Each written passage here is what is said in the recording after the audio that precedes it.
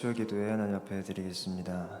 우리 하나님께서 우리를 지키신다는 것, 그리고 하나님께서 우리를 인도하신다는 것에 대한 찬양을 우리 두 곡 할 텐데, 오늘 이 찬양이 하나님이 날 지키십니다, 하나님이 날 인도하십니다, 너무도 우리가 잘 알고 있는 것이지만 때때로 이 고백이 언제 좀 더 와닿냐면 내 인생이 내 뜻대로 좀 안 되는 것 같을 때에, 내 인생이 좀 흔들리는 것 같을 때에, 뭔가 괴로운 일이 있고 힘든 일이 있을 때에 새삼스럽게 그 하나님의 지키심과 인도하심이 더 깊이 있게 고백이 되는 듯합니다. 또 이 찬양을 그렇게 고백하는 가운데 또 그렇게 고백되시는 분들에게도 위로가 되길 바라고 우리 그 주님을 함께 찬송하겠습니다.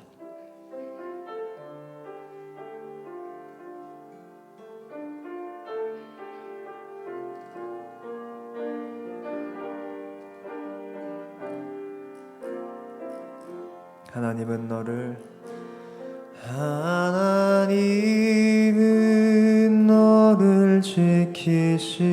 지키시는 자, 너의 우편에 그늘 되시니 낮의 해와 밤의 달도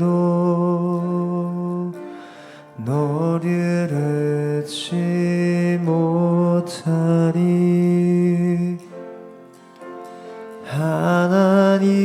하나님은 너를 지키시는 자, 너의 환난을 면케하시니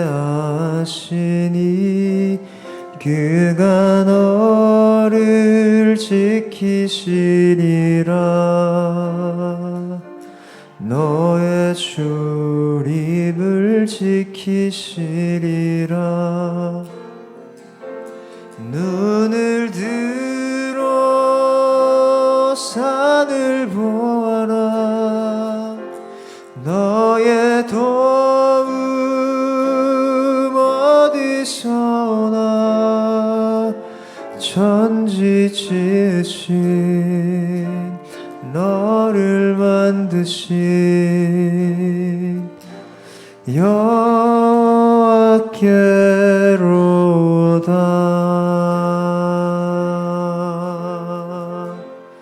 하나님은 너를 지키시는 자, 너의 우편에 그늘 되시니 낮의 해와 밤의 달도 너를 잊지 못하리.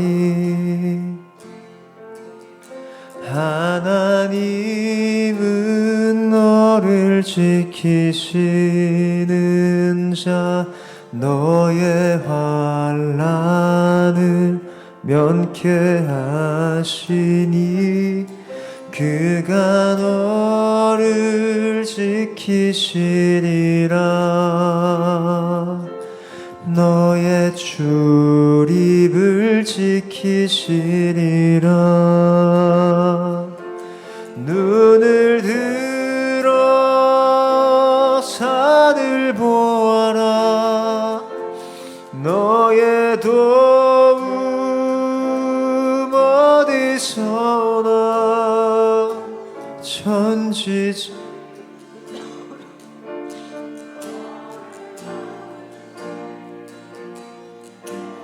여호와께로다. 눈을 들어 산을 보아라.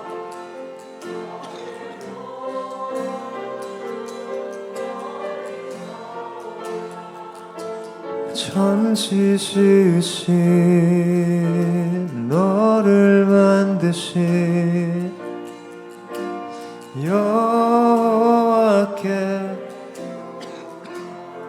천지 지으신 천지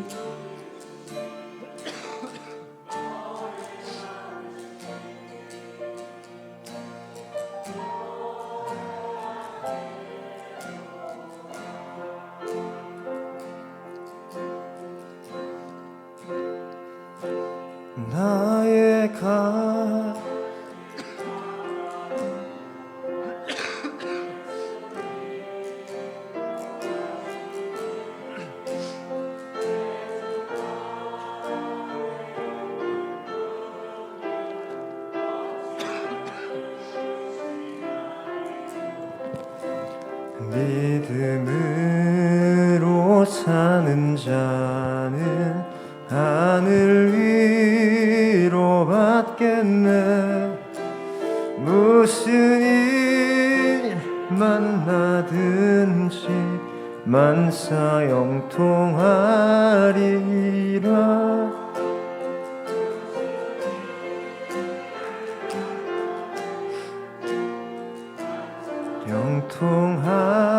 영통하리라.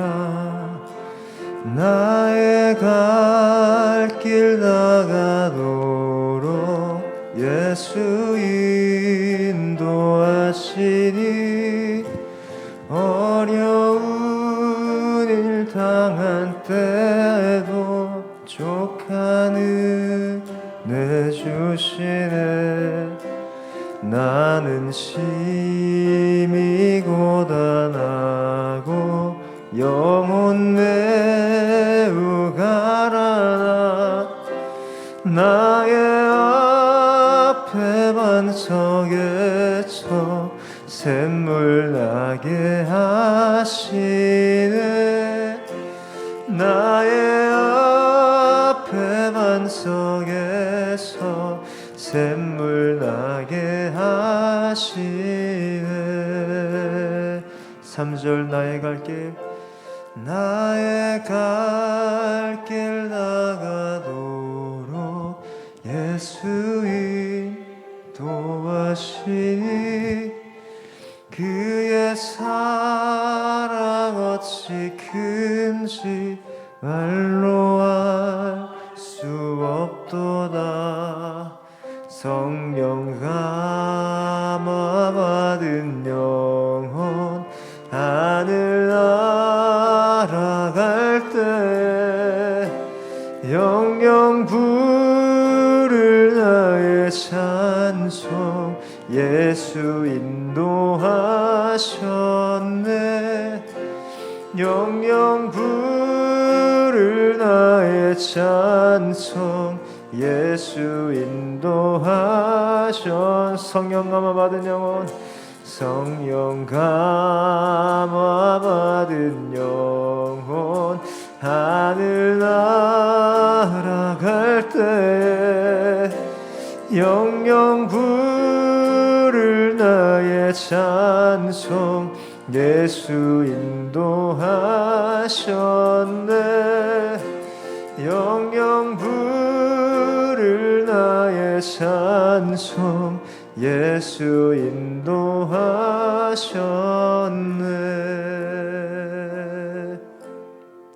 시간 기도하실 때에 많은 사람들은 신으로부터의 지키심, 도우심은 바라는 것 같습니다. 그건 뭐 나쁠 것 없지요. 하지만 인도하심은 별로 바라지 않을 수도 있습니다. 내가 주인이기 때문에 내가 이렇게 갈 거고 내가 이렇게 할 거니까 도와는 주시고 지켜는 주시되 그렇게 나를 어떻게 하려 하지 마라, 내게 명령하지 마라 라는, 그래서 인도함을 받는 것은 싫어할지도 모르겠습니다. 그러나 하나님은 우리를 지키시는 분이시며 인도하시는 분이십니다. 그 말은 내가 주인이 아니라는 뜻이요 주님께서 왕이시요 따스한 목자이시다라는 것입니다. 우리 시간 믿음으로 고백하는 것은 하나님, 나는 주님의 지키심도 필요하고 인도하심도 필요합니다. 나를 이끌어 주십시오. 나를 통치하여 주시고 따스하게 인도하여 주시옵소서라며 우리 주 앞에 엎드려 경배하며 우리의 것을 내려놓으며 이 시간 기도로 주 앞에 나아가겠습니다. 기도합니다. 아버지 하나님, 주님의 지키심과 주님의 도우심이 그리고 주님의 인도하심이 우리에게 너무 필요합니다. 하나님께서 나를 이 땅 가운데 보내셨을 뿐 아니라 나를 주님 나라 갈 때까지 지키시고 인도하시는 주님의 선하심과 완전하심을 신뢰합니다. 하나님, 주의 나라 가는 그날까지 하나님께서 인도하시지 않으시면, 하나님께서 한순간도 붙드시고 인도하시지 않으시면 나는 제 갈 길로 갈 뿐이요 그렇게 내가 가는 길은 사망일 뿐일진데, 오 아버지 하나님, 선하게 또 완전하게 날 이끄셔서 나를 생명의 길로 또 주의 길로 인도하여 주시는 주님 감사합니다. 하나님, 내가 내 인생의 주인일 때에 그것이 얼마나 비극입니까? 그것이 얼마나 어리석은 일입니까? 그러나 주께서 나의 인생의 주인이 되시고 주님이 왕이 되시고 목자가 되시니 내게 소망이 있습니다. 하나님, 예배 가운데 주여 목자의 음성을 들려주시고 선하고 따스하신 아버지의 품으로 우리를 안아주시고 그렇게 주의 지키심과 인도하심을 고백하며 실감하는 우리의 삶이 되도록 인도하여 주시옵소서.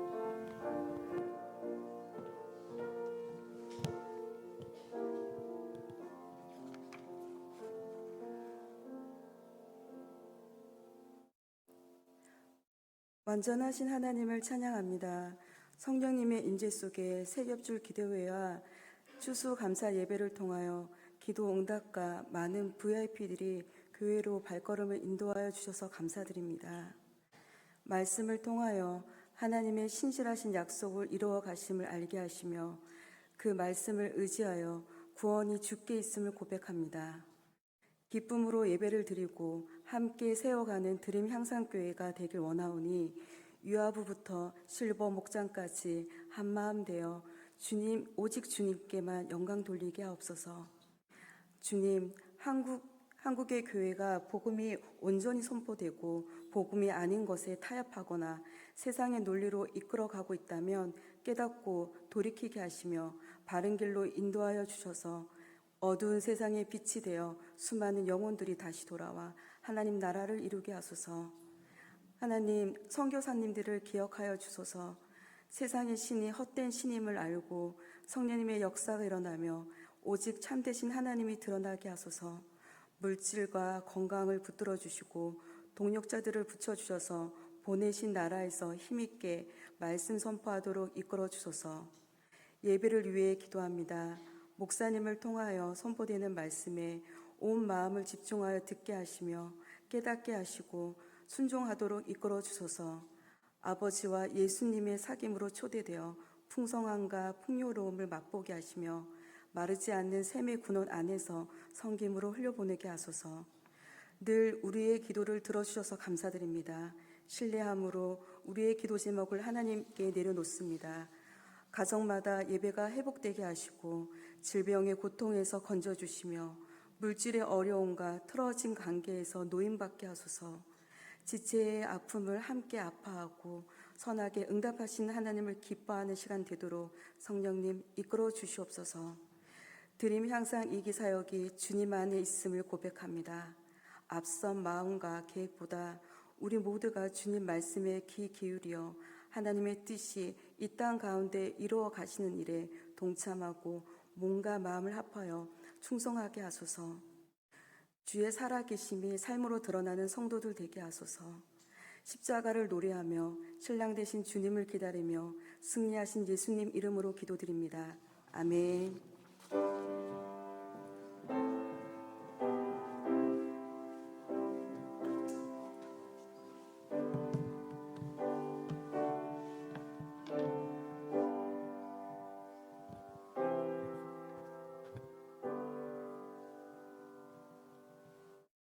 오늘 우리에게 주시는 말씀은 구약성경 에스라 1장 1절에서 11절까지 말씀입니다.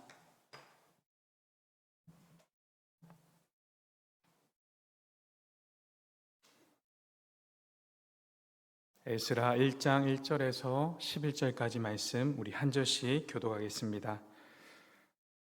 바사왕 고레스 원년의 여호와께서 예레미야 입을 통하여 하신 말씀을 이루게 하시려고 바사왕 고레스의 마음을 감동시키며 그가 온 나라에 공포도 하고 조소도 내려 이르되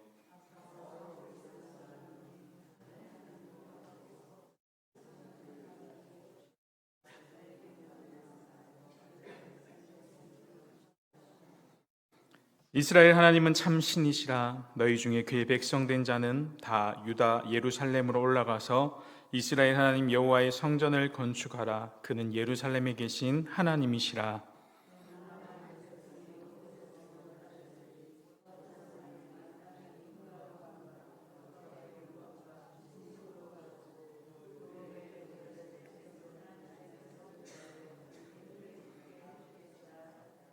이 유다와 베냐민 족장들과 제사장들과 레위 사람들과 그 마음이 하나님께 감동을 받고 올라가서 예루살렘의 여호와의 성전을 하고자 하는 자가 다 일어나니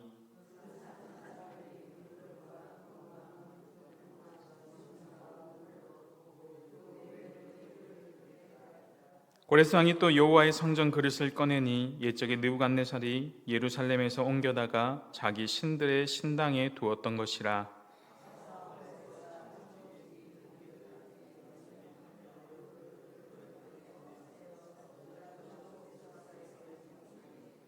그 수는 금접시가 30개요 은접시가 1000개요 칼이 29개요.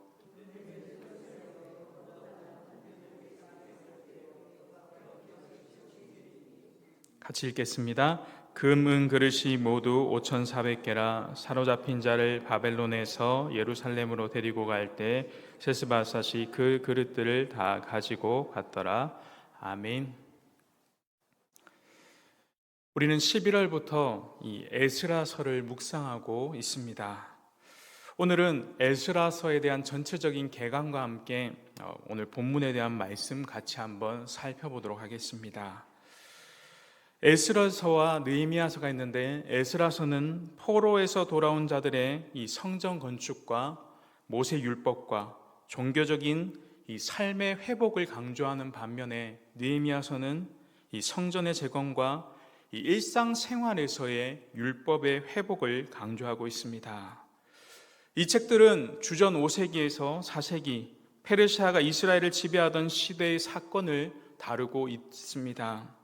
또한 이스라엘 포로 이후에 생존자들과 후손들이 이 어떠한 신앙 공동체를 이루었는지, 또 각자 처한 곳에서 어떠한 모습으로 살아갔는지를 보여주고 있습니다. 하나님께서는 세상의 많은 민족들 중에서 이스라엘 백성들을 택하여 주셨습니다. 그리고 그들과 언약을 맺으시고 이 백성을 통하여 온 세상에 하나님의 뜻을 이루어 가시며 하나님 나라를 세워가기를 원하셨습니다. 언약의 백성으로 이스라엘 백성들은 하나님과 맺은 언약의 말씀을 잘 따라 살면 영원토록 하나님께서는 그들의 하나님이 되어주시고 그들에게 복을 주시겠다라고 약속해 주셨습니다. 그런데 이들이 어떻습니까? 언약의 말씀을 배반하고 우상을 숭배하고 악을 행하다 결국 심판을 받게 됩니다. 역사 가운데 이스라엘 백성들이 언약의 말씀을 믿고 그 말씀을 따라 살 때는 하나님께서 그 언약대로 약속한 대로 복을 주셨지만, 그렇지 못할 때는 그들에게는 심판이 있었다라는 사실입니다. 특히 다윗과 솔로몬 시대에는 당시 세계에서 가장 문화가 발달한 나라로 세계 가운데 우뚝 서 있었습니다. 하지만 이들이 하나님의 언약을 버리고 우상을 섬기며 악을 행하자 하나님께서는 수많은 선자들 보내셔서 책망하시고, 때로는 천재지변과 같은 많은 질병과 고통 가운데 그것들을 통하여 언약의 말씀으로 돌아오도록 권하셨습니다. 하지만 그들은 끝내 돌아오지 않았던 것입니다. 아주 오랜 세월 동안 하나님은 언약을 신실하게 이루어 주셨으나 이스라엘 백성들은 하나님을 배역하고 가나안의 문화를 받아들이고 우상을 숭배하는 악에 빠졌습니다. 그래서 하나님께서는 주전 722년에 북이스라엘을 아수르에, 그리고 주전 586년에 남유다를 바벨론에 의해 멸망하도록 만드셨습니다. 그리고 이스라엘 백성들이 바벨론의 포로로 끌려가게 된 것입니다. 그런데 중요한 것은 하나님께서는 이들이 비록 범죄하였지만 아브라함과 이삭과 야곱과 맺었던 그 언약, 이스라엘과 맺은 언약을 기억하시고 70년 뒤에 고국으로 돌아오고 회복할 것을 약속해 주셨습니다. 우리가 큐티했던 역대하 마지막 부분에 고레스 왕은 이렇게 이야기합니다. 역대하 36장 28절 말씀입니다. 같이 한번 읽겠습니다. 시작. 바사왕 고레스가 이같이 말하노니 하늘의 신 여호와께서 세상 만국을 내게 주셨고 나에게 명령하여 유다 예루살렘에 성전을 건축하라 하셨나니 너희 중에 그의 백성된 자는 다 올라갈지어다. 너희 하나님 여호와께서 함께 하시기를 원하노라 하였더라. 아멘. 사실 이 고레스의 칙령은 신학적으로 큰 의미를 지니고 있습니다. 이것은 오래전 예레미야를 통해서 말씀하신 70년 포로 생활에 대한 마감에 대한 예언의 성취였던 것입니다. 또한 150년 전 이사야 선지자를 통해 말씀하신 예언의 성취이기도 합니다. 하나님께서는 선택한 자기 백성을 결코 잊지 않으셨다는 증거입니다. 여호와께서는 여전히 그 백성들을 향해 관심을 가지고 그들을 돌보고 계신다는 것입니다. 예루살렘으로의 귀환의 제2의 출애굽을 의미하며 성전 건축에 대한 허락은 과거와 같이 여호와 하나님을 예배하는 공동체로의 새로운 출발의 시작이었습니다. 비록 솔로몬 시대처럼 화려한 성전은 아니었지만 여호와께서 그들과 함께해 주실 것이 분명하였습니다.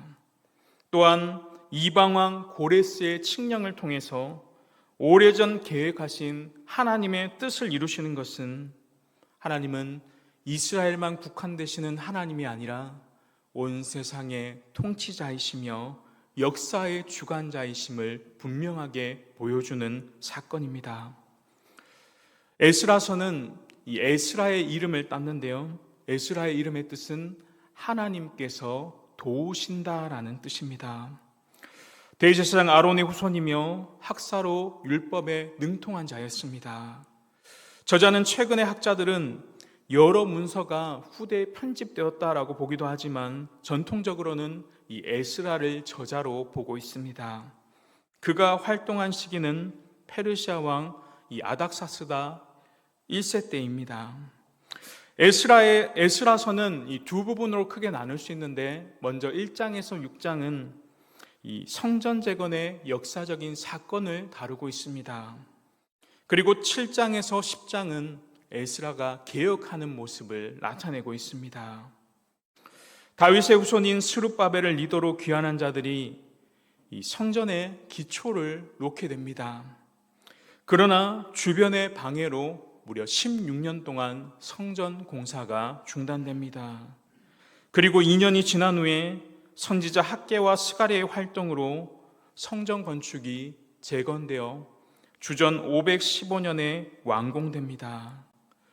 그러니까 586년 바벨론의 느부갓네살 왕에 의해 솔로몬의 성전이 파괴될 때로부터 정확히 70년이 지난 후에 성전이 완공된 것을 볼 수 있습니다.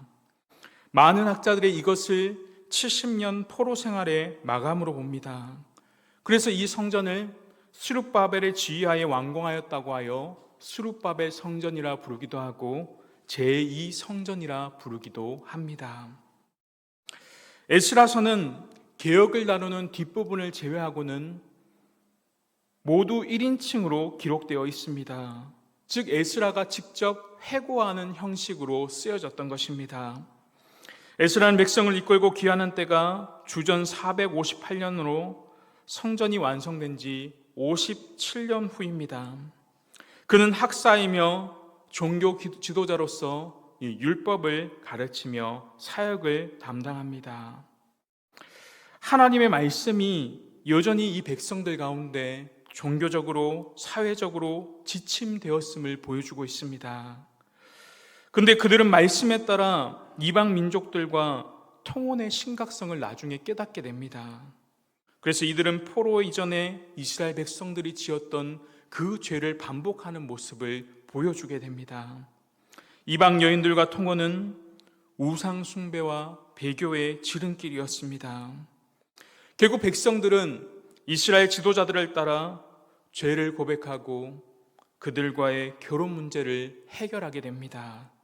그리고 이 문제에 관련된 자들의 이 명단을 제시하면서 이 에스라서가 마치게 됩니다. 이것은 포로 이후에 귀환한 백성들의 문제가 다시 심각해지고 있음을 보여주는 것입니다. 이제 돌아오면 정신을 차리고 하나님의 말씀만 의지하고 나아가야 하는데 그것이 잘 안 되는 모습을 보여주는 것입니다. 그러나 하나님께서는 학사 에스라를 통해 다시 한번 그들에게 기회를 주십니다.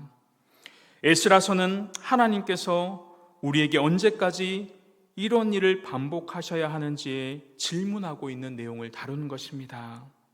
우리가 동일한 죄를 반복하며 살고 있지는 않은지, 삶의 과감한 개혁이 필요한 것이 아닌지 우리 자신들을 다시 한번 점검해 주도록 하는 것입니다. 지난주 10월 31일이 혹시 어떤 날인지 아십니까?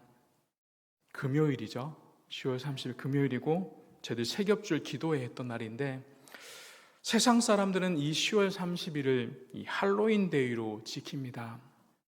근데 기독교인들에게는 이 날은 종교개혁 기념일입니다. 세상 사람들, 특히 젊은이들에게는 이 날이 할로윈 축제 날이지만 1517년 마틴 루터가 비텐베르크 성당에서 95개조 반박문을 붙이며 바로 종교개혁을 시작한 날입니다. 세상은 어둠을 기념하며 할로윈을 축제하며 즐거워하지만 우리는 빛으로 돌아간 날, 하나님께로 돌아간 날로 이 날을 기억해야 합니다. 우리가 에스라 말씀을 읽으면서 함께 다시 한번 우리의 삶을 점검하면서 또다시 종교개혁의 마음을 회복하는 그러한 은혜가 있기를 소망합니다. 첫째로 하나님은 언약을 통해 회복시키십니다. 하나님은 언약을 통해 회복시키십니다. 1절 말씀입니다. 같이 읽겠습니다. 바사왕 고레스 원년에 여호와께서 예레미야의 입을 통하여 하신 말씀을 이루게 하시려고 바사왕 고레스의 마음을 감동시키심에 그가 온 나라에 공포도 하고 조서도 내려 이르되 아멘. 이 본문은 539년에 있었던 고레스의 칙령으로 시작되고 있습니다. 우리가 에스라서를 잘 이해하려면 왜 이스라엘 백성에게 이 칙령이 있었는지 역사적으로 잘 알아보는 일이 선행되어야 하겠습니다. 이스라엘 백성들은 삶의 중요한 원리가 하나님과의 관계에서 있다라는 것입니다. 아까 앞에서 말씀드린 하나님과의 언약에 그들의 삶이 주어진 것입니다. 앞에 선언에도 말씀드렸지만 아담 언약에서부터 시작하여 이스라엘 백성들과 하나님은 언약을 맺으셨고 그 핵심이 그 말씀을 따라 순종할 때 하나님께서는 복을 주시지만 그 말씀을 따라가지 않고 불순종할 때 심판하신다라고 말씀하셨습니다. 역사적으로는 이스라엘 백성들이 하나님의 말씀을 잘 따라 살아갈 땐 복을 누렸습니다. 특히 아까 말씀드린 다윗과 솔로몬 시대는 태평성대를 물으며 가장 강대한 나라를 세워갔습니다. 하지만 어떻습니까? 언약의 말씀을 버리기 시작하고 주변 세상에 물들어 헛된 우상들을 섬기며 세상의 잘못된 가치관을 받아들이기 시작하니 하나님과의 관계가 문제가 생기기 시작하였습니다. 하나님은 이들을 돌이키기 위해 수많은 선지자를 보내셨고 여러 가지 환경들을 통하여 언약의 말씀으로 돌아오도록 인도하셨습니다. 그런데 중요한 것은 무엇입니까? 그들은 끝내 돌이키지 않았다는 것입니다. 하나님께서는 그들과 맺은 언약을 늘 신실하게 지켜주셨으나 이스라엘 백성들은 하나님을 배역하고 가나안의 문화를 받아들이고 우상 숭배하며 악을 행하였다라는 것입니다. 결국 그들은 당시 강대국이었던 바벨론에 의해 무너지고 포로로 끌려가는 그러한 상황에 처하게 됩니다. 하지만 하나님께서는 비록 그들이 하나님과 맺은 언약의 말씀을 버렸다 할지라도 하나님은 그들을 사랑하셨습니다. 그리고 그들과 교제하시며 그들을 통하여 하나님의 나라, 궁극적인 그 하나님의 나라를 이루어가기를 원하셨던 것입니다. 그래서 예레미야를 통하여 그들이 죄를 회개하고 돌아오면, 돌이키면 내가 포로에서 돌아오겠다라고 말씀하신 것입니다. 예레미야 29장 10절에서 14절 말씀입니다. 예레미야 29장 10절에서 14절 말씀 우리 같이 한번 읽겠습니다. 시작.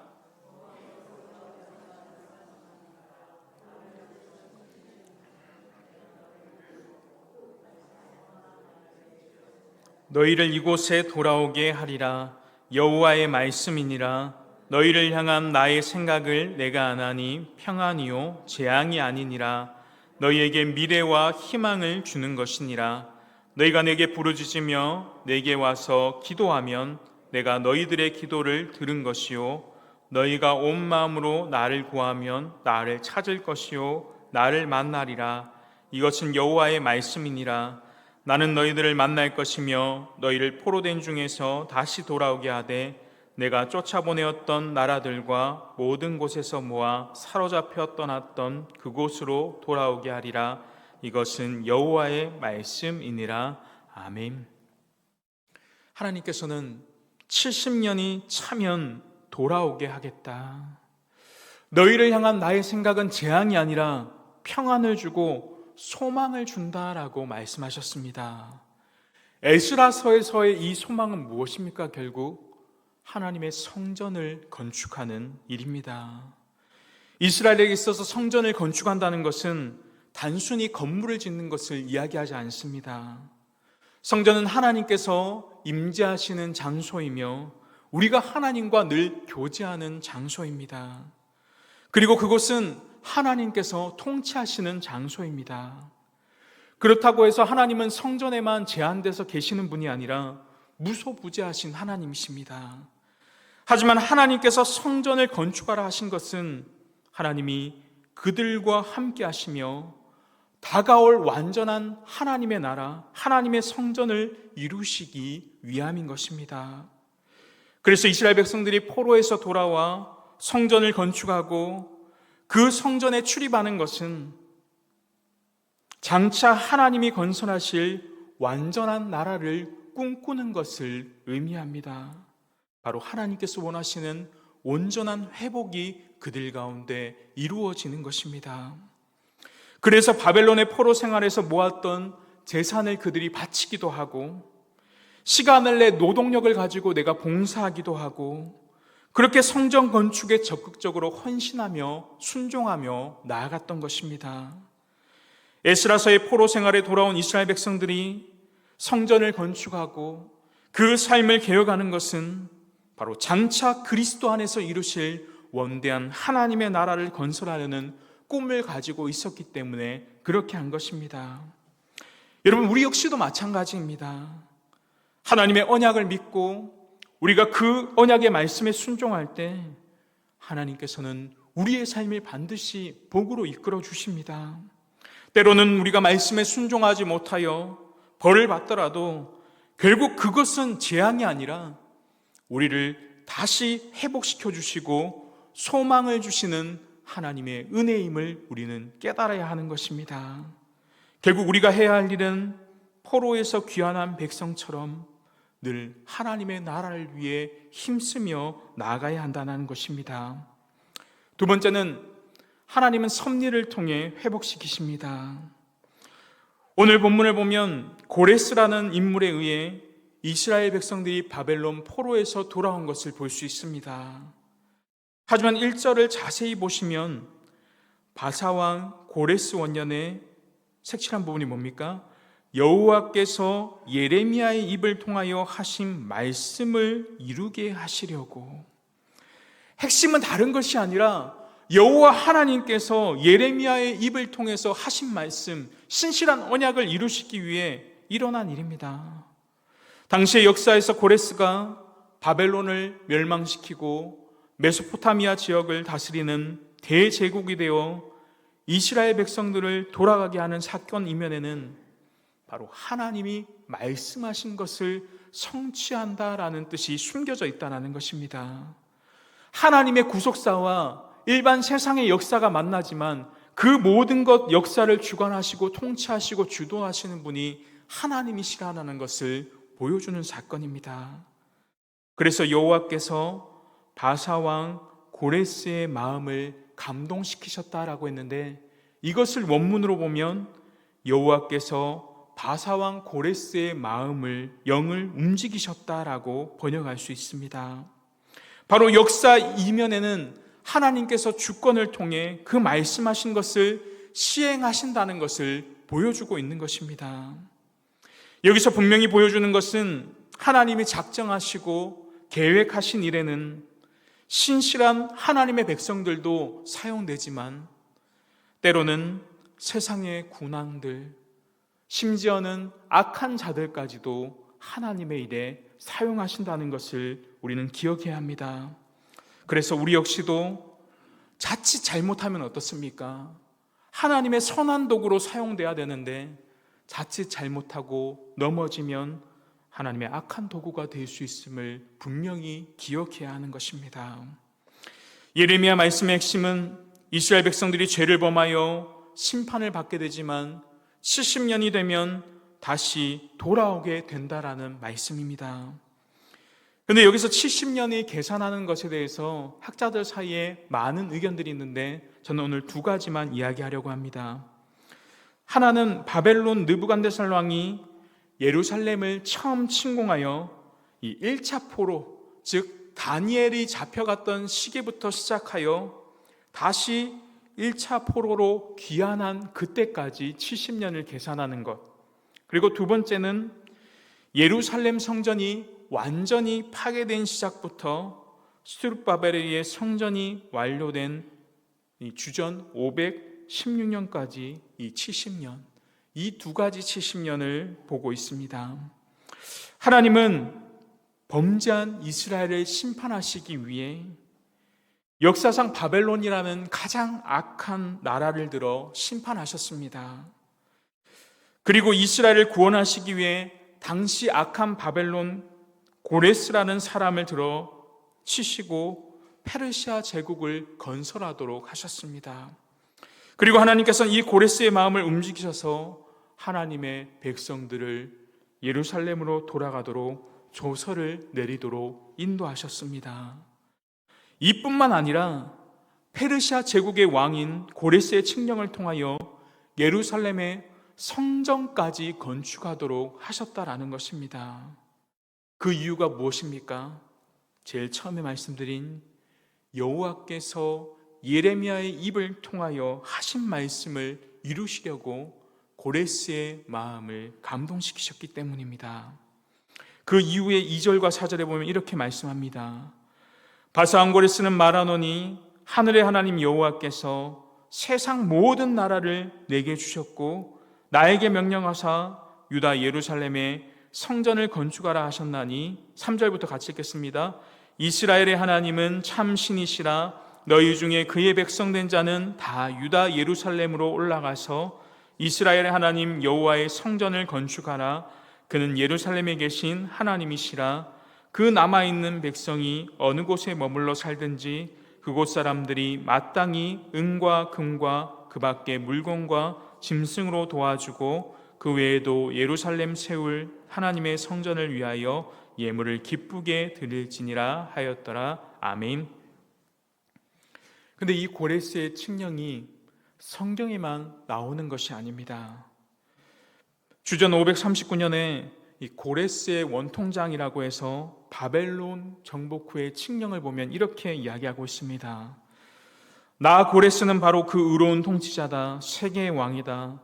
아수르 수사 아카드 에시눈나 도시들아, 티그리스 너머에 있는 성스러운 도시들, 그리고 오랫동안 그들의 신들을 모셨던 성소들이 폐허가 되었건만 나는 그들의 처소와 집을 영원한 거주지로 돌려주었다.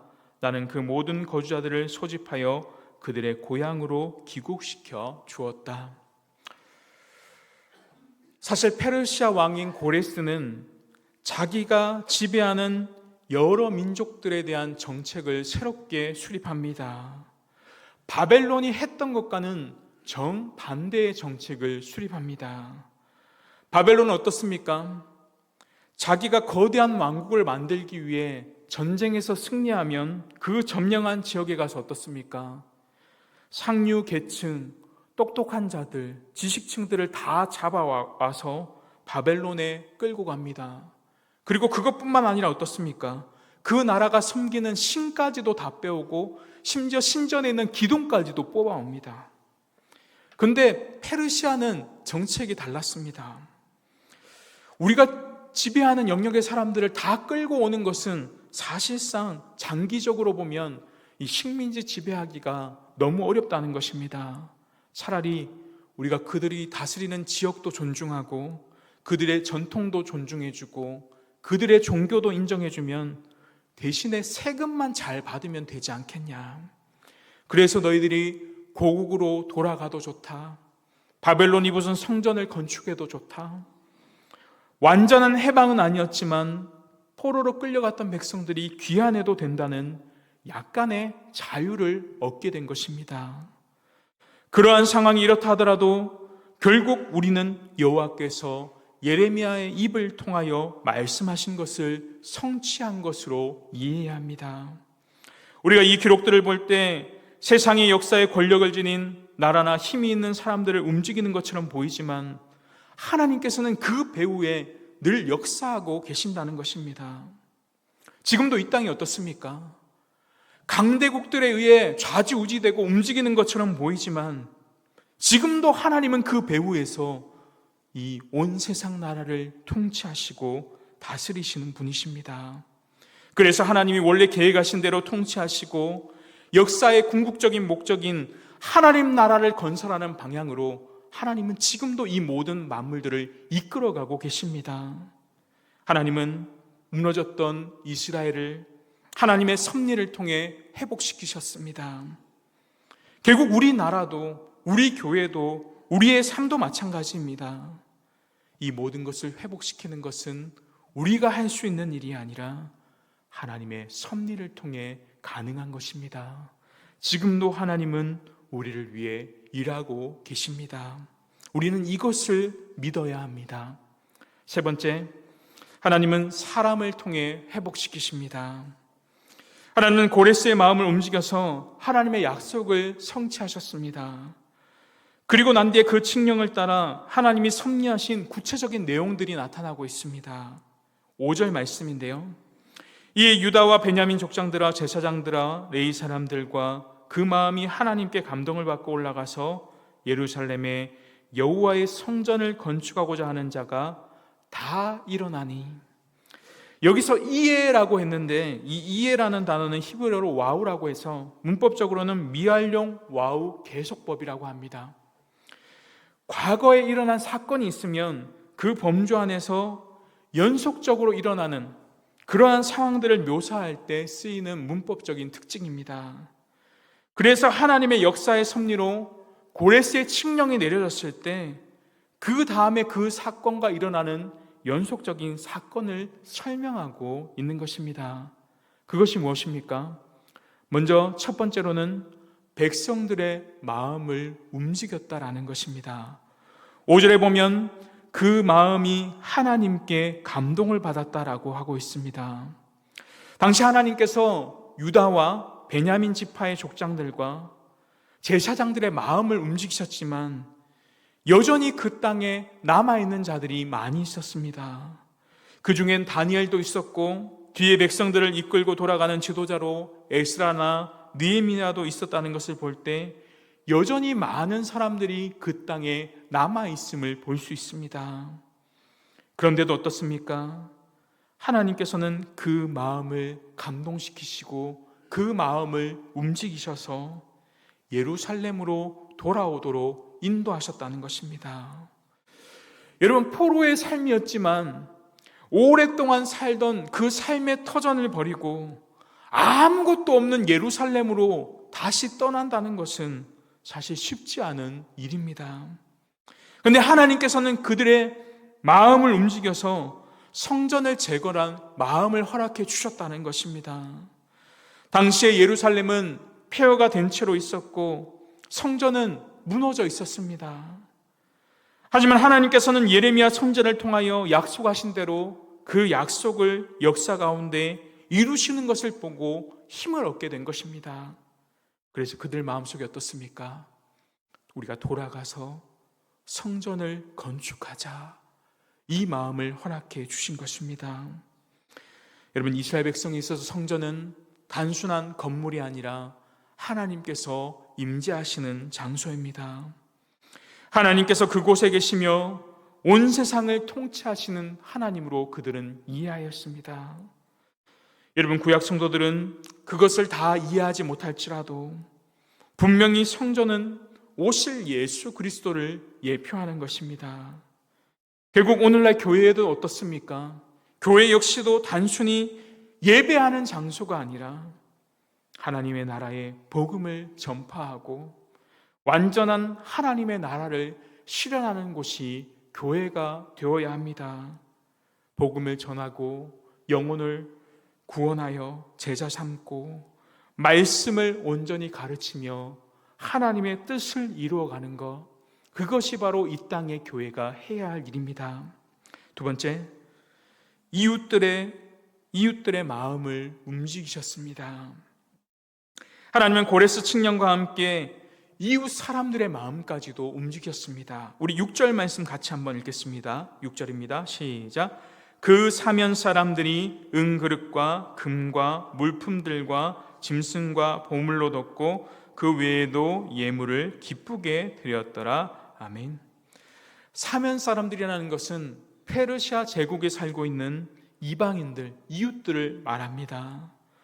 하나님께서 백성들의 마음까지 움직이신 것은 물론이지만 이방의 이웃들의 마음까지도 움직여서 하나님의 백성들을 돕게 하셨습니다. 이러한 하나님의 도우심은 이전의 성경의 역사에서도 동일하게 나타납니다. 여러분, 이스라엘 백성들이 출애굽 당시에도 이렇게 돕는 자들이 있었습니다. 출애굽기 12장 35절에서 36절 읽겠습니다. 같이 시작. 이스라엘 자손이 모세의 말대로 하여 애굽 사람에게 은금 패물과 의복을 구하매 여호와께서 애굽 사람들에게 이스라엘 백성에게 은혜를 입히게 하사 그들이 구하는 대로 주게 하시므로 그들이 애굽 사람의 물품을 취하였더라. 아멘. 하나님께서 출애굽 당시에도 이스라엘 백성들이 애굽에서 나올 때 애굽 사람들의 마음을 움직이셔서 은혜를 입도록 하셨습니다.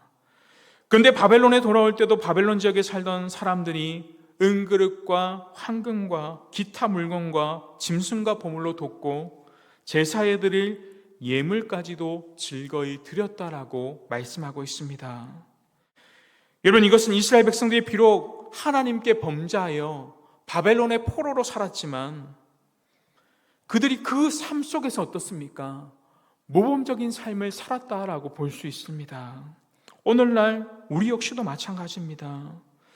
우리 그리스도인들은 우리 주변에 믿지 않는 사람들에게 늘 선한 본을 보이며 살아가야 합니다. 그리고 세 번째는 성전의 기구들을 다 가져오게 하셨습니다. 하나님께서는 역사를 섭리하셔서 고레스 칙령에 내린 그 사건 안에 세 번째로 바벨론 포로로 끌려올 때 느부갓네살 시대에 가져갔던 성전의 기구들을 다 가지고 오도록 하셨습니다. 7절과 11절 말씀인데 제가 읽겠습니다. 고레스 왕이 또 여호와의 성전 그릇을 꺼내니 옛적에 느부갓네살이 예루살렘에서 옮겨다가 자기 신들의 신당에 두었던 것이라 바산 고레스가 창고지기 미르드닷에게 명령하여 그 그릇들을 꺼내어 세워서 유다 총족 세스바살에게 넘겨주니 그 수는 금접시가 30개요 은접시가 1000개요 칼이 29개요 금대접이 30개요 그보다 못한 은대접이 410개요 그 밖에 그릇이 1000개이니 금은 그릇이 모두 5400개라 사로잡힌 자를 바벨론에서 예루살렘으로 데리고 갈 때 세스바삿이 그 그릇들을 다 가지고 갔더라. 느부갓네살이 예루살렘을 함락하고 성전에 있는 기구들을 다 가져다가 자신의 신전에 두었습니다. 성전의 기구들과 그릇과 심지어는 기둥까지도 가져갔습니다. 느부갓네살이 가져간 성전 기구들은 그들의 신전에 두었는데 바벨론의 신은 무엇입니까? 마르둑이었는데 마르둑 신전에 두었다는 것은 어떤 것을 의미합니까? 그들의 신인 마르독이 여호와 하나님을 이겼다라고 이야기하는 것입니다. 그런데 지금 고레스가 어떻습니까?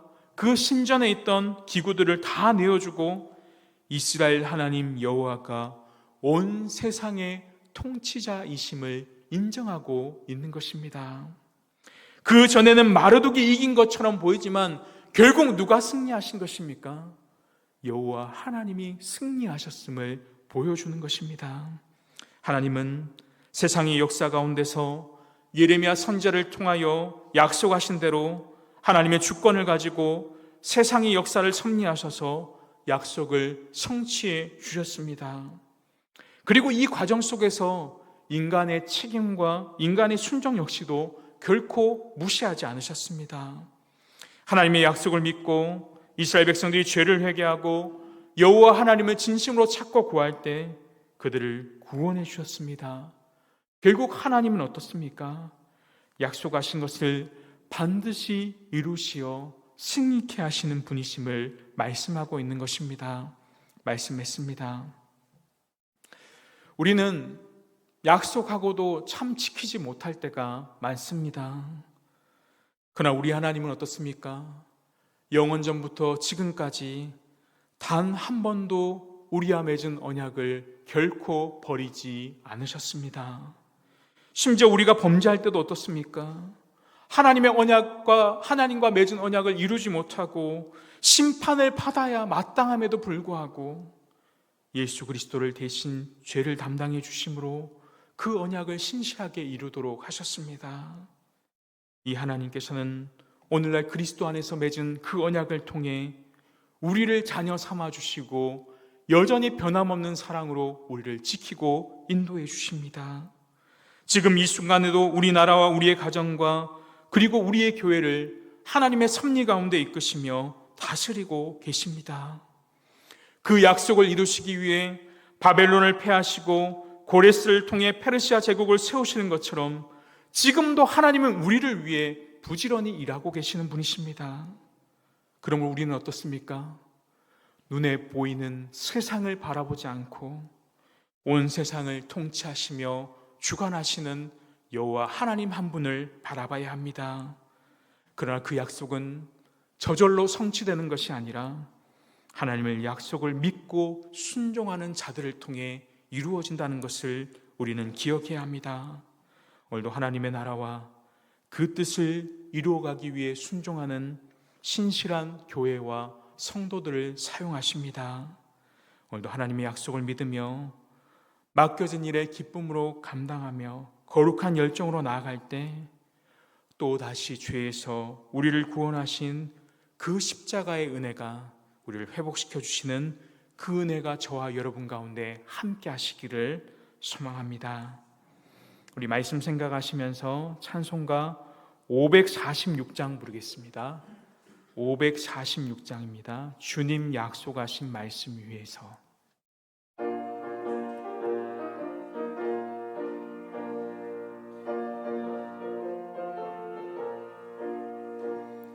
주님 약속하신 말씀 위에서 영원토록 주를 찬송하리라.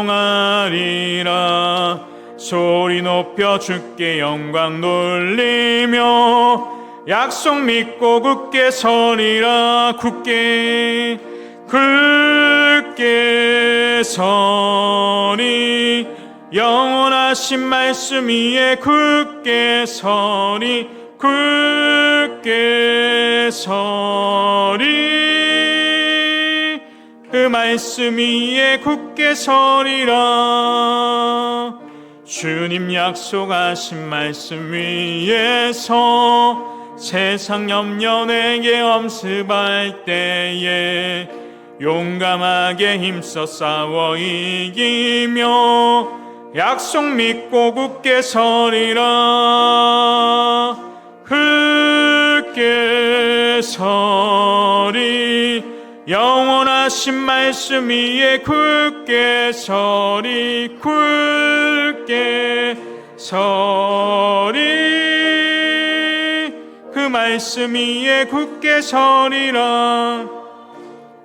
주님 약속하신 말씀 위에서 영원하신 주의 사랑이 믿고 성령으로 힘써 싸워 이기며 약속 믿고 굳게 서리라. 굳게 서리 영원하신 말씀 위에 굳게 서리 굳게 서리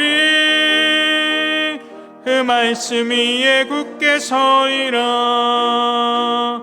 주님 약속하신 말씀 위에서 성령 인도하는 대로 행하며 주님 품에 항상 안식 얻으며 약속 믿고 굳게 서리라.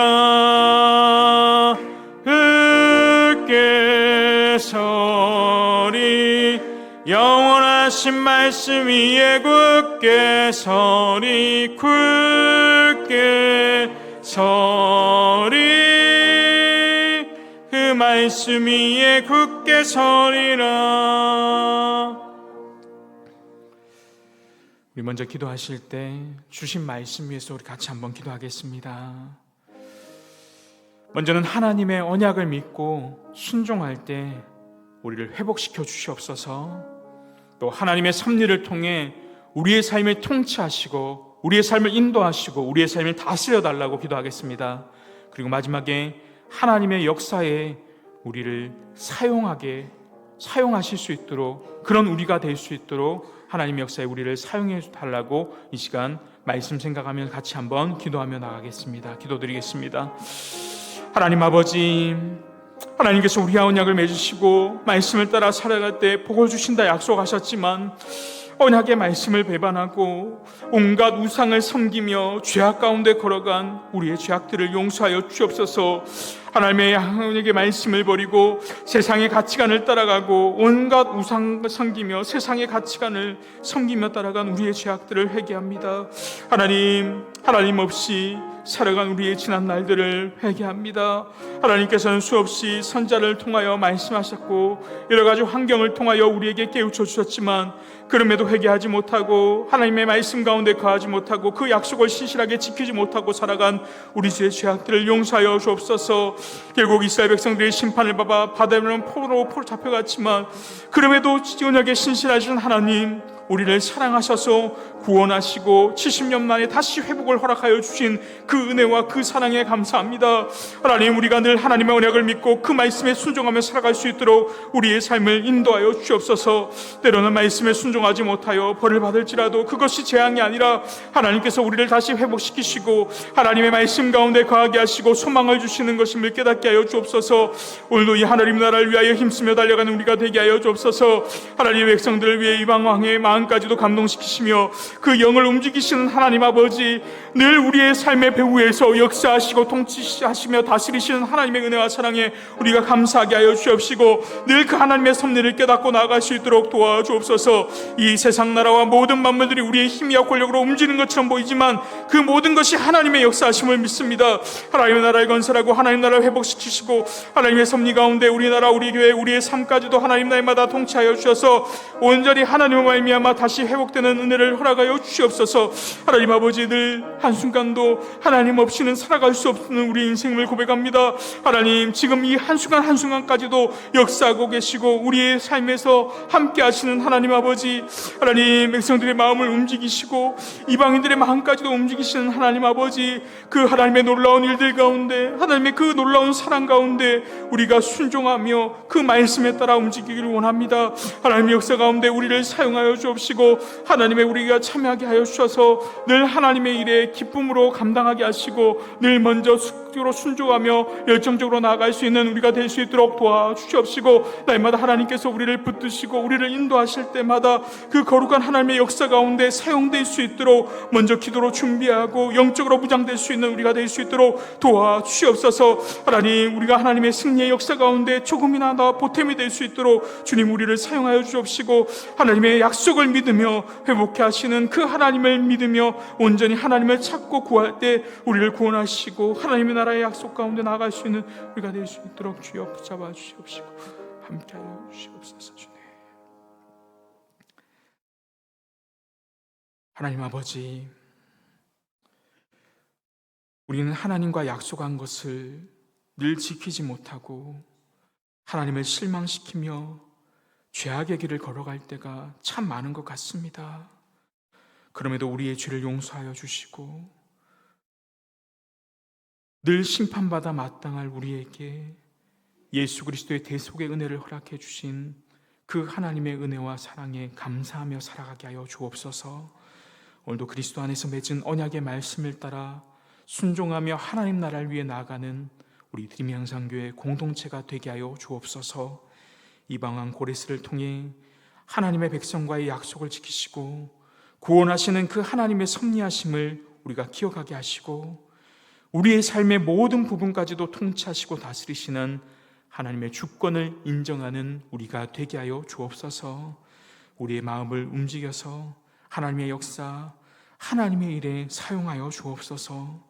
하나님의 승리의 역사에 조금이나마 사용되고 보탬이 될 수 있는 우리가 되게 하여 주옵시고 늘 하나님의 약속을 믿고 회개하고 전심으로 하나님을 찾고 구할 때 하나님이 약속하신 것을 반드시 이루시는 그 은혜가 우리 드림향상교회 공동체 가운데 날마다 있게 하여 주옵소서. 주 예수 그리스도의 이름으로 기도합니다.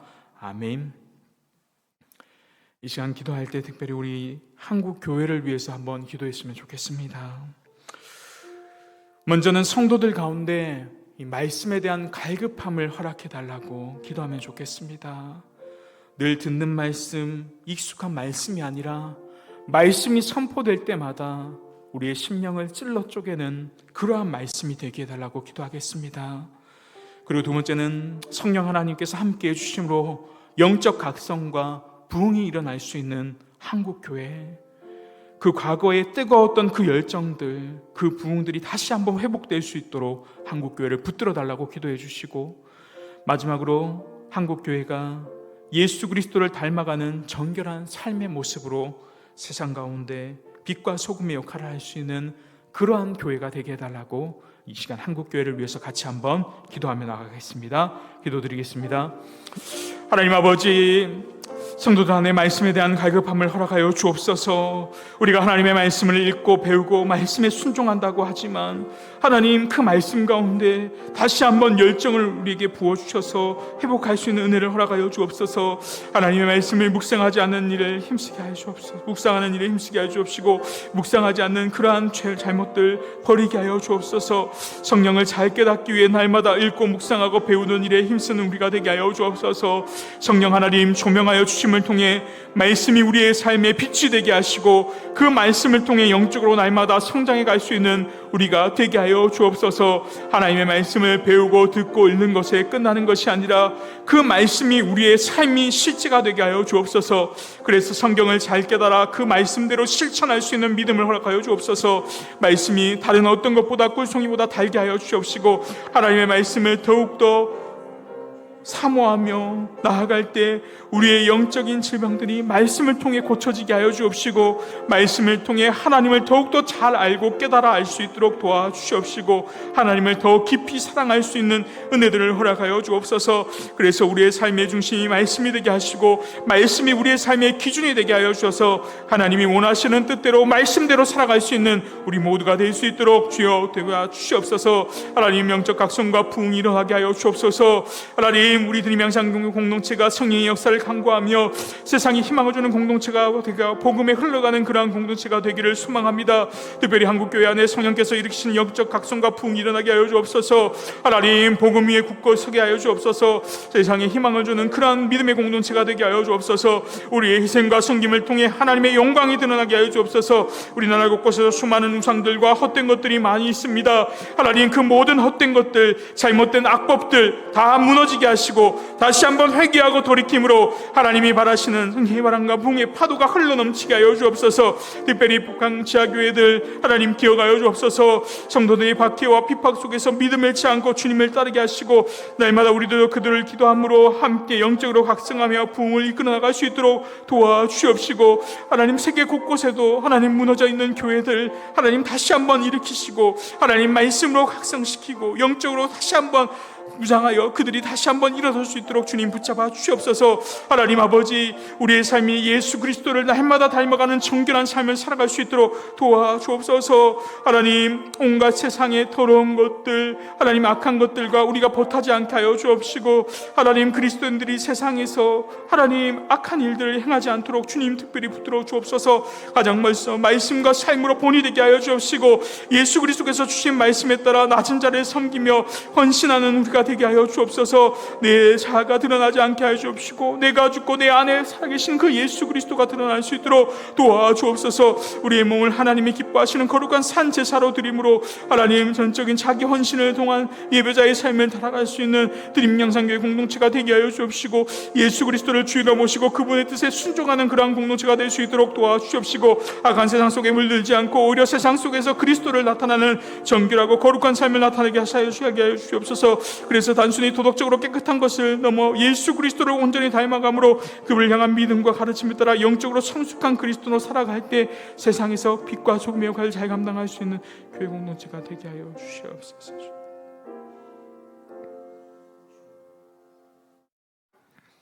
우리 마지막으로 기도하실 때 우리 교우들을 위해서 기도하겠습니다.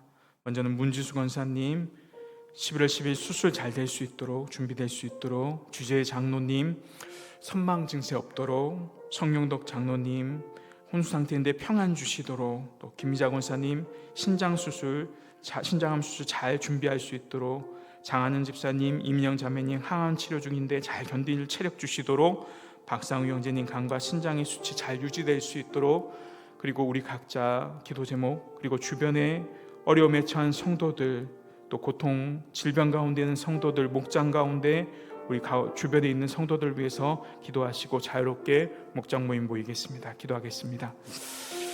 하나님 아버지, 문지수 권사님 붙들어 주시옵소서.